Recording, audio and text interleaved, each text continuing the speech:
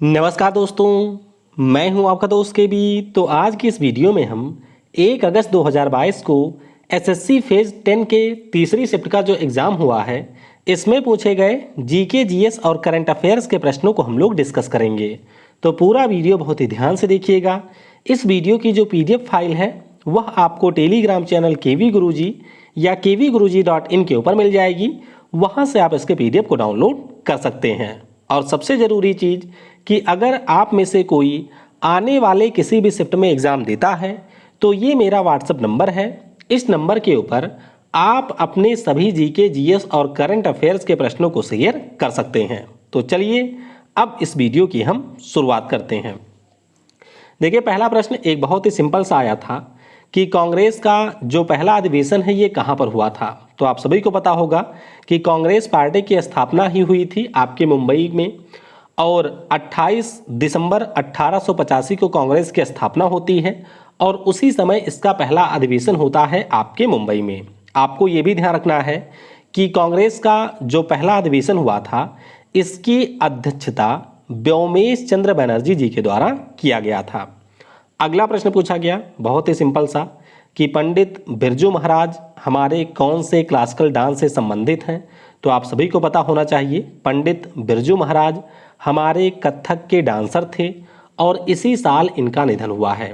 बाकी कथक के अन्य डांसर की बात करें तो इनके दो चाचा जी, एक लच्छू महाराज, एक शंभू महाराज, सितारा देवी, सोना नारायण, शर्मिला शर्मा, राजेंद्र गंगाणी, रोहिणी भाटे, ये सारे हमारे कथक के डांसर हैं।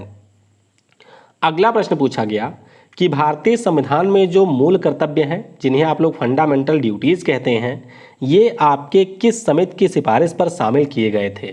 तो आपको ध्यान रखना है कि हमारे देश में स्वर्ण सिंह कमेटी का गठन किया जाता है और उसी के रिकमेंडेशन के बाद में 42वें संविधान संशोधन 1976 के द्वारा मूल कर्तव्यों को भारतीय संविधान में शामिल किया जाता है। आपको ध्यान रखना है कि हमारे संविधान का जो भाग 4A है उसके अनुच्छेद 51A में आपको टोटल 11 मौलिक कर्तव्य देखने को मिलेंगे। 42वें संविधान संशोधन के द्वारा 10 मौलिक कर्तव्य शामिल किए गए थे और जो हमारा आखिरी वाला मौलिक कर्तव्य है वो आपके 86वें संविधान संशोधन के जरिए शामिल किया गया था। ये जो प्रावधान है इसको हमने सोवियत संघ के कॉन्स्टिट्यूशन से लिया है। अगला प्रश्न पूछा गया था जो कि कुछ इस प्रकार का था कि अगर कोई भी व्यक्ति को राज्य सरकार या केंद्र सरकार मंत्री के पद पर नियुक्त कर देती है तो उस पार्टिकुलर व्यक्ति को कितने समय के भीतर सदन की सदस्यता लेना अनिवार्य है। तो ध्यान रखिएगा 6 माह के भीतर उस पार्टिकुलर व्यक्ति को लोकसभा या फिर राज्यसभा की सदस्यता लेना अनिवार्य है सेंट्रल गवर्नमेंट के केस में। और अगर राज्य सरकार ऐसे किसी व्यक्ति को मंत्री बनाती है तो उस पार्टिकुलर व्यक्ति को विधानसभा या फिर अगर उस राज्य में विधान परिषद है तो उसकी सदस्यता लेना अनिवार्य है। अगला प्रश्न पूछा गया कि वर्ष 2021 में मणिपुर राज्य में जो फाइटोकेमिकल लैब है इसका उद्घाटन किसने किया था। तो ध्यान रखिएगा वर्तमान में जो हमारे उपराष्ट्रपति हैं MV नायडू जी, इनके द्वारा पिछले साल मणिपुर राज्य में फाइटोकेमिकल लैब का उद्घाटन किया गया था। अगला प्रश्न पूछा गया बहुत ही ज़्यादा सिंपल कि 2011 की जनगणना के अनुसार सर्वाधिक जनसंख्या घनत्व किस राज्य का है। तो ध्यान रखिएगा सबसे ज़्यादा जनसंख्या घनत्व की बात करते हैं तो ये हमारे बिहार राज्य का है जहाँ की पॉपुलेशन डेंसिटी 1106 पर्सन पर स्क्वायर किलोमीटर है। अगला प्रश्न पूछा गया कि अंडे की जो जर्दी होती है इसमें कौन सा विटामिन नहीं पाया जाता है। तो ध्यान रखिएगा अंडे के भीतर जो आपके पीले वाला भाग होता है उसी को अंडे की जर्दी कहते हैं और इसमें आपको बहुत सारे विटामिन मिलेंगे जैसे कि vitamin D, vitamin A, vitamin B12, ई हो गया।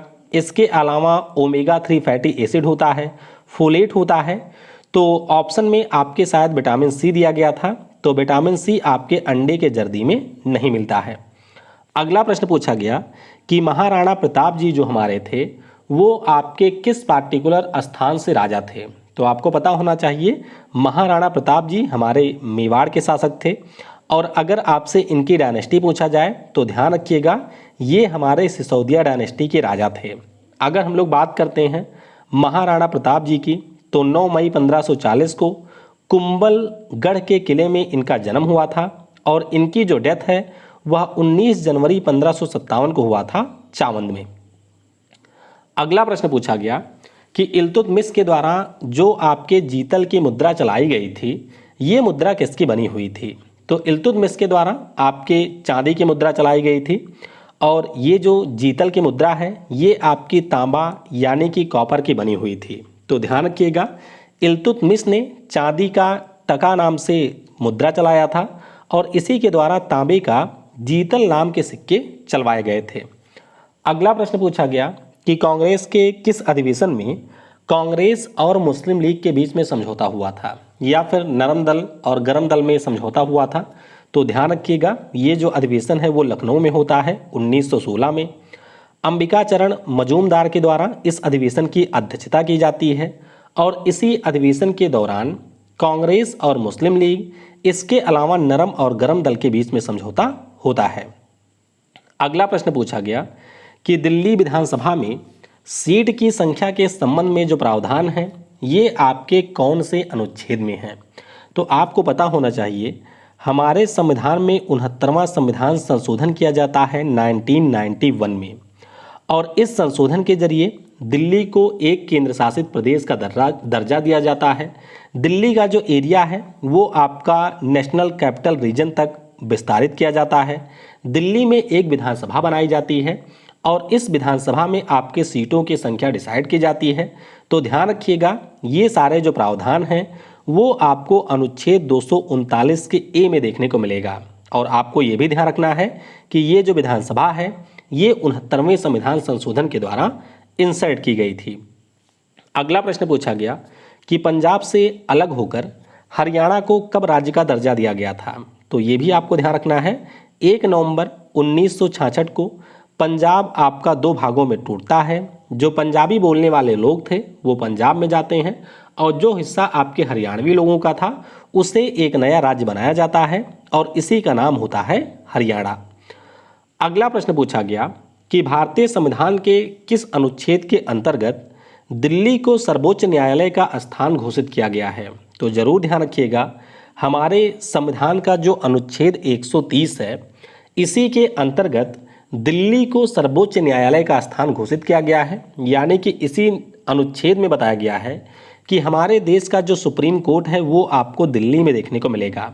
बाकी सुप्रीम कोर्ट की बात करते हैं तो 26 जनवरी 1950 को इसकी स्थापना हुई थी। पहले जो हमारे चीफ जस्टिस थे उनका नाम हीरालाल जेकानिया थे। वर्तमान में 48वें नंबर के चीफ जस्टिस काम कर रहे हैं जिनका नाम है NV रमन्ना और ये आपके आंध्र प्रदेश राज्य से हैं। एक कोई प्रश्न आपके गोंड ट्राइब से आया था, एग्जैक्ट प्रश्न क्या था मुझे पता नहीं चला है। इसके अलावा किसी नर्तकी को पुरस्कार दिया गया था, ये भी प्रश्न मुझे एग्जैक्ट नहीं मिला है, तो आप लोग बताइएगा कौन सा प्रश्न था। इसके अलावा किसी क्रिकेटर की आत्मकथा वगैरह पूछी गई थी, तो ये प्रश्न भी मुझे नहीं मिल पाया है। अगर आप में से किसी को पता है तो आप लोग नीचे कमेंट में या फिर मेरे व्हाट्सएप नंबर पर शेयर कर सकते हैं। Thanks for watching. जय हिंद, जय भारत।